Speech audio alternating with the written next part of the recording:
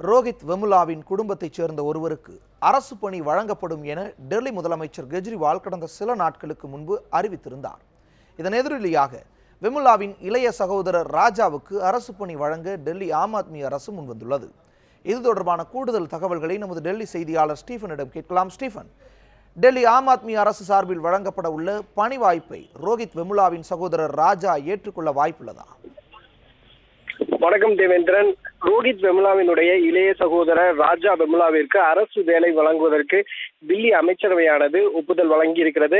கடந்த பிப்ரவரி 24 ரோஹித் வெமுலாவின் குடும்பத்தை சார்ந்த ஒருவருக்கு அரசு வேலை வழங்கப்படும் என்று தில்லி அரசு தெரிவித்திருந்த நிலையில் ஏப்ரல் 4 இதற்கான ஒப்புதலையும் தில்லி அரசின் சார்பில் கொடுக்கப்பட்டிருந்தது. இந்த சூழ்நிலையில் 2 வாரங்களுக்குள்ளாக ரோஹித் வெமுலாவினுடைய சகோதரர் அல்லது அந்த குடும்பத்தை சார்ந்தவர்கள் இது தொடர்பாக தில்லி அரசை அணுகலாம் என்ற ஒரு விஷயத்தையும் தில்லி அரசானது தற்போது குறிப்பிட்டிருக்கிறது.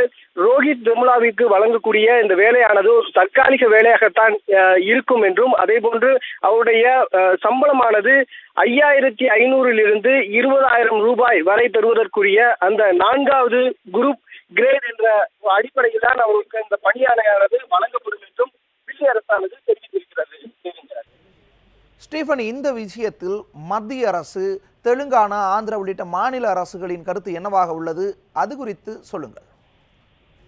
நிச்சயமாக, அதாவது ரோஹித் வெமுலாவினுடைய குடும்பத்திற்கு வழங்க வேண்டிய இழப்பீடு தொகைகளை தாழ்த்தப்பட்ட மற்றும் பழங்குடியின அந்த மையத்தின் சார்பாகவும் ஆணையத்தின் சார்பாகவும் ஏற்கனவே பல்வேறு முயற்சிகள் எடுக்கப்பட்டு வருகின்றன அவருக்கு இழப்பீடு தொகை வழங்குவது தொடர்பாக. இருப்பினும் மத்திய அரசு சார்பில் உதவிகளை செய்ய முன்வந்திருந்தும் கூட தெலுங்கானா மற்றும் ஆந்திர அரசு அவருடைய குடும்பத்திற்கு எந்த ஒரு உதவியும் செய்யவில்லை என்ற ஒரு குற்றச்சாட்டும் தற்போது முன்வைக்கப்படுகிறது.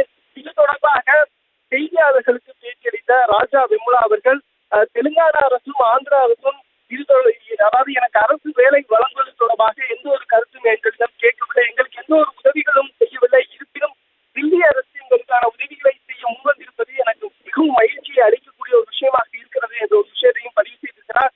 ராஜா வெமுலாவை பொறுத்தவரையில் அவர் பாண்டிச்சேரி மத்திய பல்கலைக்கழகத்தில் புவியியல் பட்டதாரியாக தேர்ச்சி பெற்றிருக்கிறார். ஸ்டீஃபன், உங்களுடைய தகவல்களுக்கு நன்றி. ஸ்டீஃபன்.